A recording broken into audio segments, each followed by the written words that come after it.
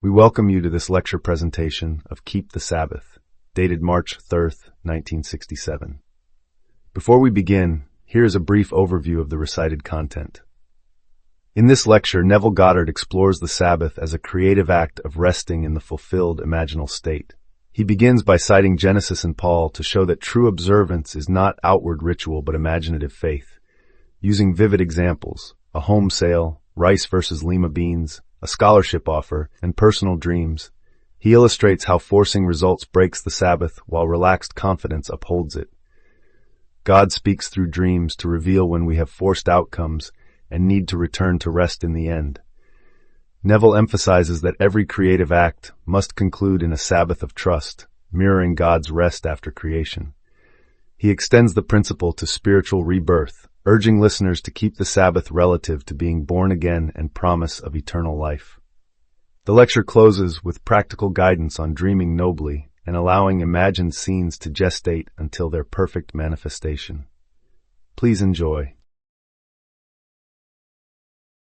You'll find tonight a very practical night and yet profoundly spiritual. And God saw everything that he had made, and behold, it was very good. God rested on the seventh day from his work which he had made. Genesis 1:31-2. Now we are told this seventh day is the day for man to observe. It's part of the creative act of God. The unknown author of that verse that I just quoted connects the Sabbath with a creative act of God. And without it, there is no creation. And the seventh day was the Sabbath of the Lord your God, and in it you shall not do any work. Here is a creative act. If one commandment is treated imaginally, then all commandments must be treated in the same manner. The Old Testament is a prophecy of all that must take place in the individual, fulfilled in what we have as the New Testament. The New Testament interprets the Old, not the other way around. You can't understand the Old without the New. When the time was fulfilled, it unfolded in the individual, and we have what is known as the New Testament. In the New Testament, we have one of the 10 Commandments analyzed for us. Thou shalt not commit adultery, but I say any man who looks upon a woman lustfully has already committed the act of adultery with her in his heart. Matt 5:27. He's committed the act by looking lustfully. That is, to imagine the act and to desire it is to have performed the act, whether you did it physically or not. Well, that is one commandment. Why take all 10? This is given to us in the Sermon on the Mount. Well, here we are called upon to keep the Sabbath. In it you shall not do any work. Then what is the Sabbath? First of all, he creates, and God is invisible. God calls a thing that is not seen as though it were, then he keeps the Sabbath, and the unseen becomes seen. Rom 4:17. That which was subjective becomes objective only by the keeping of the Sabbath. It's part of the visible. So I imagine the scene just as I would like it to be. Perfect, to me perfect. Wouldn't it be wonderful were it true? Now, can I keep the Sabbath? We all break it morning, noon, and night. This coming Sunday, millions of Christians today at sundown, the Orthodox Jew is keeping the Sabbath. Beginning on Sunday, millions, hundreds of millions of Christians will, so-called, keep the Sabbath. They're not keeping the Sabbath. Listen to the words, formerly when you did not know God, you were in bondage to beings who by nature are no gods. But now that you know God, or rather, that you have come to be known by God, how can you turn back? You observe days and months and seasons and years. I am afraid I have labored over you in vain. 10. So we think we keep the Sabbath. I went to my barber yesterday, and this shoeshine fellow, an awfully nice lad, he's a deacon in his church, and so we always have a good joke together, and he certainly knows a lot of jokes. I said, Hal, how are things going? Oh, he said, I spent the whole day Sunday in church. I went to church, and after service we went home and we had coffee and cake. Oh, the most wonderful cake they had made. And he's telling me all these things. And from there we went to another service. I didn't get home for dinner until 6:30, the whole day given over to God. He spent it in church. He thought he kept the Sabbath. Well, I would not argue with Henry. He doesn't know what I do. I've been going to the same barber for the longest while, for years and years, but Henry is not the first shoe-sign boy that he's had. But here is Henry, and he's a deacon in the church, and he thinks he keeps the Sabbath by going to church. But he's not alone. My sister thinks she keeps the Sabbath by going to church on Sunday, and everything must be done. For when I was a boy, certain things you couldn't do on the Sabbath. When I entered the theater as a dancer, I loved to play Boston, because we couldn't dance on Sunday. So we would go out there on a weekend or for a week. We only worked 6 days, got paid for 7, for that was part of the contract. You were paid for 7, but the law would not allow you to dance on Sunday. So being a dancer, we got off on Sunday. All the singers and the comedians, they just hated us on Saturday night because we got paid for Sunday. The same thing was true of Philadelphia. You couldn't dance in Philadelphia on Sunday. And you go back, now they've modified it. I recall in New York State where, well, they started talking about Sunday games. Well, here is baseball. You can't play baseball in New York City on Sunday, save you start after 2 in the afternoon to get the people in church. Bars can't be opened until after 1. You can drink, all right, but not until after 1 in a pub, because then you wouldn't go to church. So who is kidding whom? Is that the Sabbath? You can't open the bar until after, you can open it on Sunday, but not until after you get them in church. And so that is keeping the Sabbath. It hasn't a thing to do with the Sabbath. The Bible is the most practical book in the world, if you only understood what it is talking about. So the 7th day is the Sabbath of the Lord your God. These are the words. It's not just the Lord, but the Lord your God. In it you must not do any work. Now I tell you this, and now to illustrate. A friend of mine writes me a letter, and here is her letter. I sell homes. I have an empty home for sale, and the need for the sale of this home is great. Well, I imagine. I find it easy now, because I have proven that imagining creates reality.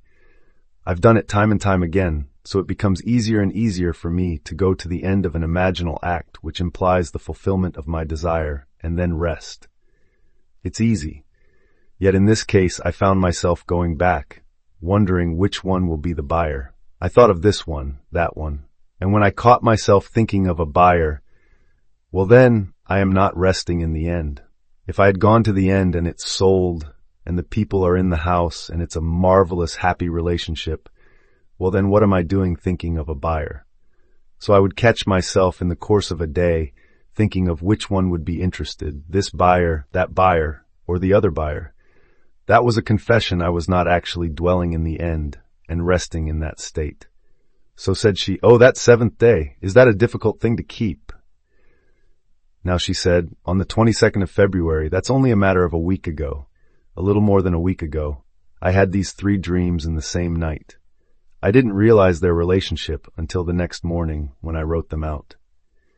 Here is my first dream. I dreamt I drove up to the house, and as I got to the house, a voice said to me, "What are you doing here? The house has been sold, and it is sold because you desired it to be sold." I felt in the dream a little bit uneasy. The house has been sold, and here I am driving up to the house, undoubtedly because of my concern. But the house has been sold, therefore what are you doing here? And it has been sold because you desired it to be sold. Now the scene changes and I have another dream and I am boiling rice. I am eager to get the rice done instantly, so instead of soaking the rice until it's prepared, I put it into a pan of water and start to boil it, and I'm demanding that the rice be boiled and be done right away. Well, it is. Before my eyes it's done, it's instantly done, so I taste a kernel of it. It's hard and tasteless. It is a mess, she said. These are her words. It really is a mess. Then I find myself preparing lima beans. I feel that I have all the time in the world, so I take the beans and I soak them. They reach the point of being blown to the very extreme. They're now big and full and bursting, and then I put them on and boil them in a very slow little flame. I seem to have all the time, and they come out and they are luscious. When I taste them, they could not be more tasty. They were beautiful. Then I saw the 2 dishes together, the lima beans that were perfect in taste and appearance, and then the rice that was tasteless. Before I woke, I entertained this thought. Isn't it strange that they both seemed to take the same length of time, This that I was so eager to get done, the rice, and the other which I seemed to relax and have such time, and both seemed to take the same amount of time. Then I woke and I wrote out the three, and I didn't realize the relationship of the dream until I had written them out. So I tell you again, in the Bible, God, your wonderful I amness, the Father in you, speaks to you through the medium of dream. He instructs you, he tells you what you are doing, he shows you what you are doing, and allows you to see and learn how to correct it. Here you have a house to sell. You've gone to the end, and you see the people occupying it, and they're happy in it. Therefore, the sale is over. You have made the sale. You find yourself in the course of a day breaking the Sabbath. And what promises are made in Scripture to those who keep the Sabbath? Fantastic promises to all, because it's part of the creative. So you take all of these are possible to God. I mean, the God in you. I'm not speaking of a God in space, a God in time. I'm speaking of the only God, the God that became you, that you may become God. I'm speaking of that God which is the only God. He is in you as your own wonderful human imagination.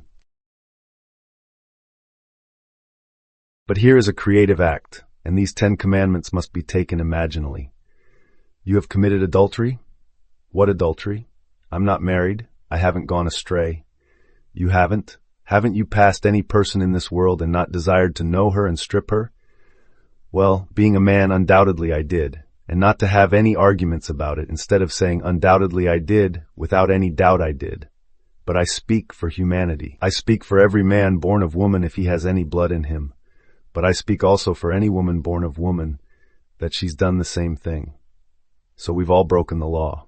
Well, we have broken the Sabbath, and we break it every moment of time. I don't break the other commandment of adultery. At my age, you don't break it. When you are young and it's all bursting in you, you break it morning, noon, and night. But today, at my age, I break the Sabbath more often, far more often, than I break the act, the commandment, thou shalt not commit adultery. But the commandment is to everyone, thou shalt not commit adultery. Now, if the thought occupies the mind and it's not really pressing, like the selling of a house, I may keep the Sabbath beautifully. In this case, and he's here tonight, he said, when our first son, our oldest son, when he was about 2 years, his mother and I discussed the possibility of sending him to a prep school back east, and it was Phillips Exeter. Well, I know Phillips Exeter. I never went there, but it is a marvelous prep school. But they wondered at the time, I wonder how we would do it. Speaking and thinking purely in terms of finances, how would we do it? However, that was approximately 11 years ago. In the interval, he said, I swear I have not once thought of that. I haven't given it a thought. The boy is going to public school here in California. He is brilliant. He is completely adjusted to life. He's everything that we desired, a brilliant, brilliant lad in public school here. So we didn't talk of it in the interval, but I did think then, back 11 years ago. My wife is a Lowell of Massachusetts, he said. You may know of the name. Well, I certainly do know the Lowells of Massachusetts. And you've read Amy Lowell's works, haven't you? You've all heard of the great educators, the Lowells of Massachusetts. Well, here, he thought, my wife is a Lowell, her mother a Lowell, and the child's grandmother's cousin was the headmaster of Exeter. He thought at the time it was Phillips Exeter. It turned out it was not Phillips Exeter, but Andover Exeter, that this relative was headmaster. Well, we thought that maybe because of this contact, he could get a scholarship. Now that's 11 years ago, and not one thought passed my mind since. We didn't discuss it. I never thought about it, I swear I didn't. Yesterday, now I got this letter since I spoke to you last Tuesday or Monday, whenever it was. Since then I got this letter. Only yesterday we received this offer for our son from Andover, Phillips Andover, a scholarship. He discussed it 11 years ago and kept the Sabbath. It wasn't a pressing thing. They didn't care. You don't send a child to Andover at the age of 2. He has to reach the age before he could go there. So in the interval, it wasn't pressing. It wasn't their concern. So they could discuss it when he was 2 and keep the Sabbath. And then suddenly it appears in the world, and what seemed to be such a sudden thing is only the emergence of a hidden continuity. It was implanted beautifully, without pressure, for there was no reason then to be concerned. It would take at least 11 years before he could possibly reach the ripeness to appear in one of these two great prep schools. Well, it has appeared, and now he has been offered a scholarship to Andover, to the finest prep school for boys in this country, and I would dare say in the world. So here he kept the Sabbath unwittingly. The lady who writes me this story concerning the three, she broke it, but she caught it. And then the depth of her own being spoke to her and told her how she was breaking it and showed her how to correct it. Here were two dishes. Take time, no concern. One, she must do it now. Let it be. The purchaser is coming. He has to come. And not any problems will arise after the purchase. It will be so tasty, it'll be so perfect. But after you bring it to pass by forcing the sale, then you're going to have multiple reasons. They can't make the payments. They can't do this, they can't do that, and unnumbered things will happen. It's all the tasty hard rice. And the other, the purchaser, will so love it, they'll wonder, how could God be so kind and wonderful to them, represented by the lima beans that she, and the same time interval. So you do it and you judge it as perfect. So no matter what it is in this world that you want, you simply create it in the same way that the God in you created the whole vast universe. I'm not speaking of two gods. When I speak of the God in you, I'm speaking of the same God that created and sustains the whole vast universe. There's only one God. Hear, O Israel, the Lord our God is one Lord. Dut 6:4. Only one, there aren't two. Therefore the very thing was brought forth out of the nowhere. He calls a thing that is not seen as though it were, and the unseen becomes seen. So the God in man does the same thing. I want to be successful, and I will name it by toying with the idea. What would it be like? Suppose it were true, and then you create a scene implying that it is true, and you accept the reality of that imaginal state. Well now, let me keep the Sabbath. Here is a creative act, but it is not completed until the Sabbath is kept. So I drop an egg. Outside of my window right now, little doves are nesting. Here they are. They fly away, they come back, they kiss each other all the time that they're together. They're always making love, and there is something there. But there are moments when they must go off to feed, moments when something else takes them away. So they leave it in confidence the nest is there. The little egg is being warmed when they are there, and warm enough to still maintain a certain energy within. One day the shell is going to break, and out will come a little dove. And so you and I, in confidence, we simply imagine a state. I don't care what the state is. Now may I tell you, you may say, well, suppose now he dies tonight and he hasn't realized it. There is no death. You wonder, why does this one and that one and the other one have such different beginnings in the world? Because this is not beginning at all. You didn't begin in your mother's womb and you don't end in the grave. This whole vast world, I behold the visions of my deadly sleep of 6,000 years. And so in that interval, when I'm given that interval of time in which to create, I have brought forth horrible things and lovely things. And so if I make the exit, as the world calls it death, I didn't die. As you're told, neither death nor life, neither angels nor principalities, neither the depths nor the high point, nothing can separate me from the love of God. But nothing in eternity could separate me from the love of God. So here I am, I'm brought in by love. Never would you have made anything had you not loved it. That's what we are told in the Book of Wisdom. Not one thing would you have made had you not loved it, and nothing can separate me from the love of God. Here, I'm put into a world to create as my Father creates, and finally I awaken as my Father himself.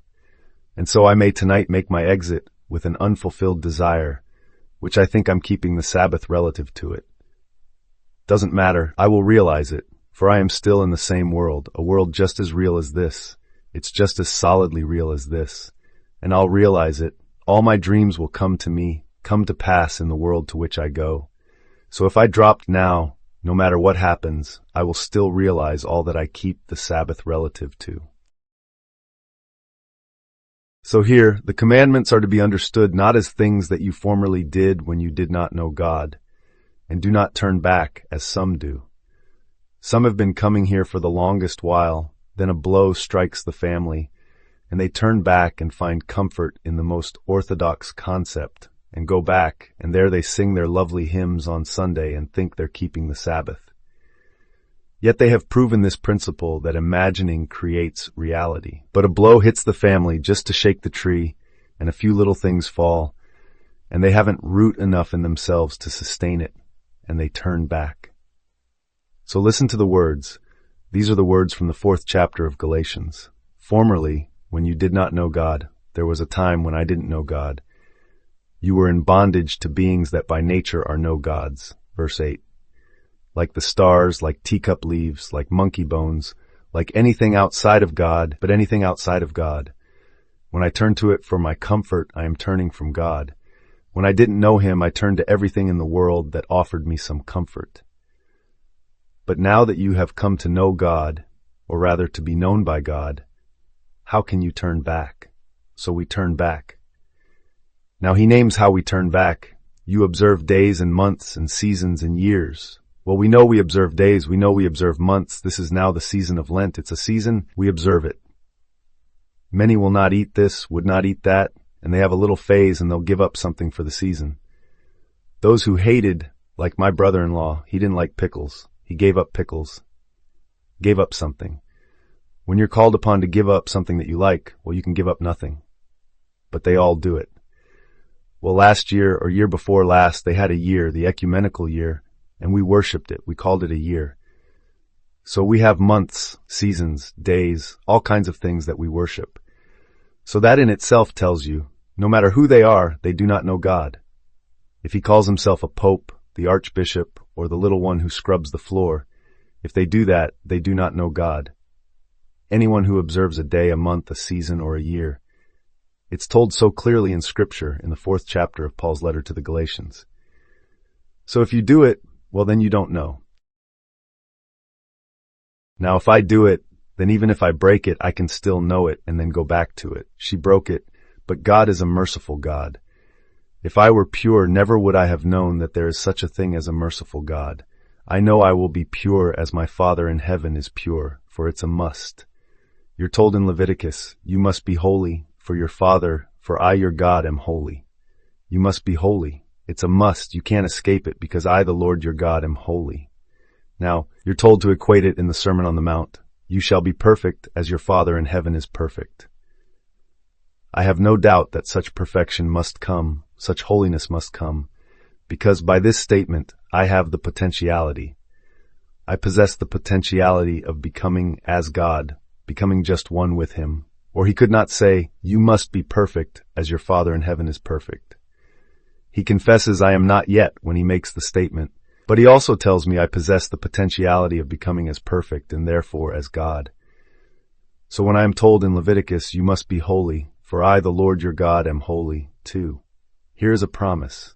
I know I will do it. So I break the Sabbath. I come back having broken it, and then he is merciful, so he tells me on the inside and he shows me rice and he shows me lima beans. He speaks to me, what are you doing here? The house is sold. Now he tells me why it is sold, because you desired it. The spring of action is desire. I desire success. Well, that's the spring of action. Who desired? Well, I desired. Well, what's his name? I am. That's his name. I am. So I want to be successful. It is God in me asking me to create that state. And so I create it, and then I judge it perfect. Oh, it's perfect. I create a beautiful home where it would be marvelous to live in that home. And so I see it in my mind's eye. But I have no money. I have no means of building it, but I can see it clearly in my mind's eye. Wouldn't it be wonderful were it true? Now keep the Sabbath and don't concern yourself with money. It doesn't matter what it takes or how it comes about. Just keep the Sabbath relative to it. It will come to pass. But may I tell you, it will come to pass, you'll live in it, and then you'll tire of it, and then you'll drop it like a leaf, just like a leaf.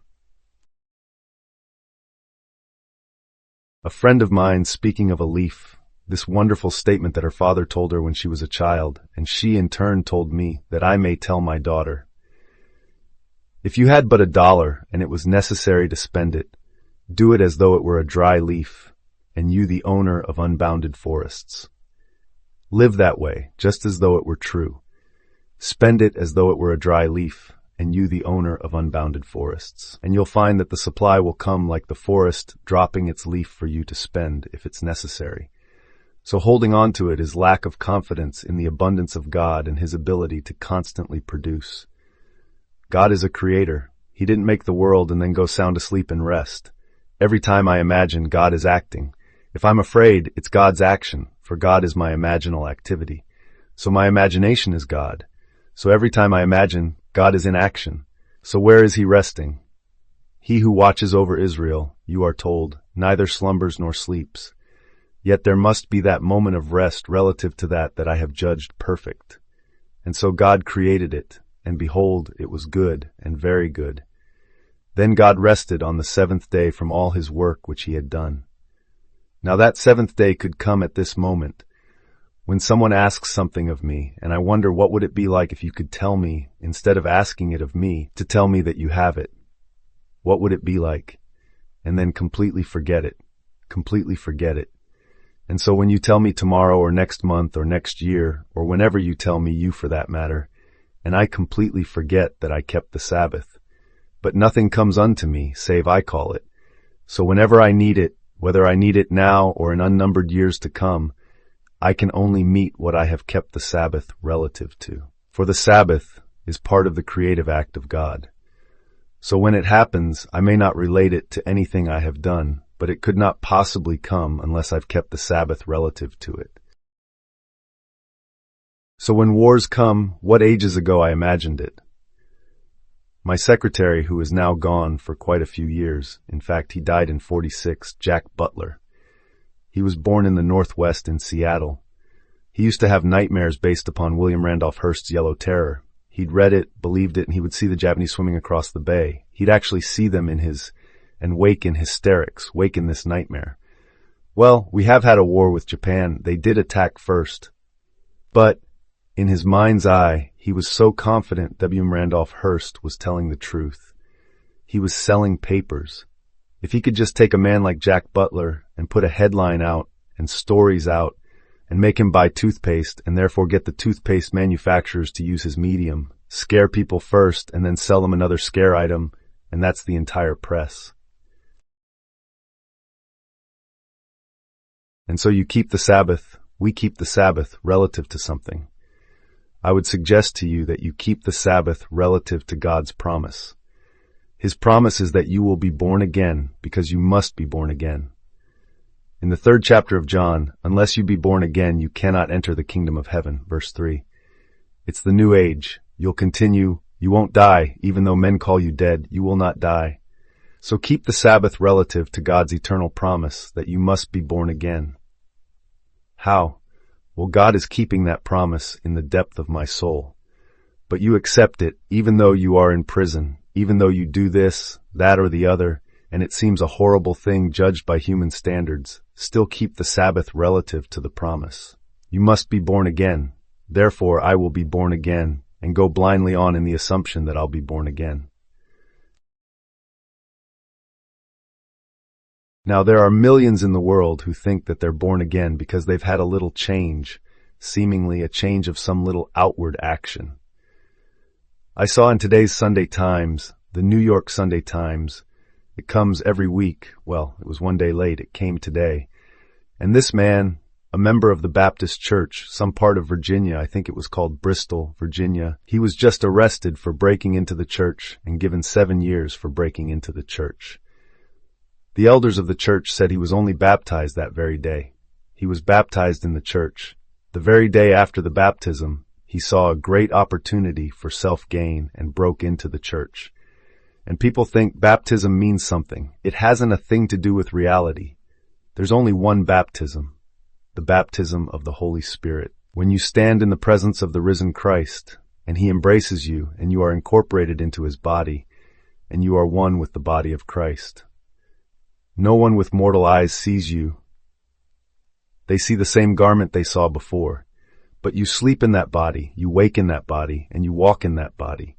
Though you are ill, though you are this, that, for the other, the body that you really are is the body of the risen Christ, and no mortal eye sees it.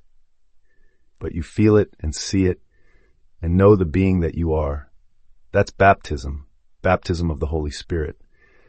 Then you go through the entire series of events of the risen Christ, the birth, the resurrection, the discovery of the fatherhood, and everything concerning Jesus Christ. Now keep the Sabbath relative to it, and you will find that it will come just as suddenly upon you as this author, this scholarship, came upon this father and mother for their son, who is now eligible to enter Andover. So nothing happens by chance in this world. There is a law behind everything in the world. There's nothing by chance. And so if you are this, that, or the other, it all started somewhere, and someone kept the Sabbath relative to that act. Because the most fertilized egg in the world, if I looked at it and I broke it and didn't let it rest until its normal interval of time, it couldn't break the shell and come out. So give me the most perfect idea, clearly fertilized. Now break it by not resting, and so it's an addled egg. So I say to everyone, dream nobly, glorious noble dreams, and then rest relative to the state that you can judge perfect. Listen to the words, and God saw everything that he had made, and behold, it was very good. Gen 1:31. And God rested on the seventh day from all his work which he had done. Gen 2:2. Now, the word Sabbath, which is the seventh day, which is divine perfection, is 7 in Scripture. Divine perfection. The Sabbath means to cease, to desist from, to be at an end. Always the end, to be at an end. I always start at the end. I see the whole vast thing just as though it were true, and then I rest in the end, and the end determines the means by which the end will be fulfilled. But I must rest in the end and keep the Sabbath. The first psalm begins with a blessing, a beatitude, pronounced upon the one who keeps the law of God. This is part of the law. Blessed is he who delights in the law of the Lord, for in all that he does he prospers. This is 1:1-3. It begins with this wonderful beatitude pronounced upon man who could keep the Sabbath. It's part of the creative act, that you can do no more, you've done it. And the whole thing is one of complete relief. Of all the pleasures of the world, relief is the most keenly felt. So, you perform a creative act, and you reach the point of climax, and then there is relief. And there's no pleasure comparable to that moment of climax, of relief. You can't continue with the act. It's done. Well now, can you keep the Sabbath after you have reached climax? You've seen it clearly in your mind's eye. You've constructed a scene which would imply the fulfillment of a dream, and you bring yourself to the point of complete climax in your love of what has happened. Well then, you drop it. You fertilized it, and that whole thing is done. You go about your Father's business, creating other things, not waiting anxiously like the rice dish, but going about like the lima bean dish with all the time in the world to wait for it. It comes out and does a far more marvelous job than the anxious moment of the rice dish. What a wonderful letter. I can't thank her enough.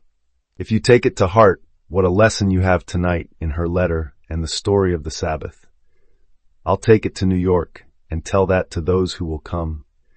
I'll tell it wherever I go to show them the true meaning of the Sabbath. For God spoke in her and to her, and revealed through her the true meaning of the Sabbath. That's why I ask you to share with me all of your dreams and your visions, because we are encouraged by each other's communion with God. It's not some person on the outside speaking, it's from the depths of her soul, telling her what she had done and what she ought to do. It's instruction. It's a merciful God. Doesn't hurt you, doesn't kill you, just shows you what you're doing. And the other one remembered and tells me in his letter, I swear in the interval I never once brought it up to my wife. The boy was doing well in school, now gone through the local public school, and unusually bright, and here comes the scholarship, an offer to enter Phillips Andover, an excellent prep school. So I ask you to do it, because tonight, tomorrow night, who knows? We make our exits based upon the call, and one could go tonight. Here is Henry Luce. I read the obituary in Murray in the news, of all the things in the sports column of the Times, Jim Murray. And speaking of marvelous writers, well, I didn't realize that Jim Murray wrote for him. For 14 years he worked with Henry Luce. He said, Henry Luce taught me journalism. He said, a month ago I met him. I'm going to Houston to see these two primates bash each other's brains out, and Luce was going elsewhere. He said, Luce never concerned himself with anyone who was cut apart. He said that wasn't news. If I came in and said I just saw a woman cut in two, that wasn't news to Luce at all. If a war went on and millions were killed, that isn't news. That's part of the structure of the world. But to find an ancient vase that someone created, or to find an ancient picture that was restored, the artist that could restore the ancient masterpiece that excited his mind. Now he said, here is a man who took a borrowed $85,000 and turned it into $400 million. His magazine today, Time magazine, $5 million a week. Here is Life, $8.5 million a week. He has Sports Illustrated, he has Fortune, and he started with borrowing $85,000. He came here at the age of 14 from China. He was born in China of Presbyterian ministers who were, they were missionaries. Never left China until he was 14, came here, and then went through Yale, was judged the most brilliant boy in his class. And his partner who started with him, he was judged the most likely to succeed. He died in 29. And then Luce went on. And here was this thing. Then he went to the bathroom, had a massive heart attack, and made his exit from this world, leaving this fantastic thing behind him for others to carry on. But if that was his life, as Murray said it was, he has gone forward into a world. He hasn't been born from above. He can't enter the kingdom of heaven. So he will be in a world just like this. But what noble dreams he has planted, if that really is true of the man, that a vase, an ancient vase, proving that someone was creative unnumbered ages ago, if that was his mind, that he was fired by it, and if someone could restore a great masterpiece and bring it back to its almost original state, and these things fired that mind, then what would he be doing now? Creating in this manner. That's the man, learning to create. We're all here only to be like our Father, and our Father is a creator. That's all he is. He's a creator. He creates out of nothing, calls a thing that is not as though it were, and that which was unseen becomes seen as he keeps the Sabbath. So learn this night to keep the Sabbath relative to your children, even though they're going through hell, or think they are, and going through this and messing of themselves, all right? So learn to keep the Sabbath, because we are the children of the Most High God, and haven't we gone through a mess? But He, in the depth of our soul, is keeping the Sabbath relative to that which He promised. You must be born again, for we aren't earning it by our creativity. He is keeping that Sabbath relative to us, and no power in the world could separate us from the love of God. Read it in the last 3 verses of the 8th chapter of Paul's letter to the Romans. Neither death nor life, and he mentions all the powers that man could ever think of, can separate us from the love of God. Romans 8:38. Now let us go into the silence. The solid foundation, which is the highway of God. I'll share it with you on Monday, as it was shared with me only yesterday morning. From now on it will be Monday, Friday, with the exception of the 17th of March, when we have no lecture hall. So every Monday and Friday, with that one night out, we'll be here till the end of April, and then we close until sometime in September. Now, are there any questions, please? Some of the things I create don't turn out as good as I hoped that they would. Is this depending on the state when I create it? No, my dear. You create exactly what comes to pass is exactly what you took. If I take a picture and I print it, when it comes out, it will not be what I hoped, but what I took. In other words, that's exactly what I took. I set it up. I was hoping for something better than that. But I didn't set up the structure better than that which I took. So, when it comes to pass, and it seems to be not what I would like it to be, it was only what I took, anyway. I could have made it better before I took it. I could have spent a little bit more time and made it perfect, just as I would like it to be. But I was anxious to get some kind of a picture, and in my anxiety I took the unfinished. But it couldn't possibly be other than what I took. It couldn't. Then it's related to the certainly. Something I can't quite understand.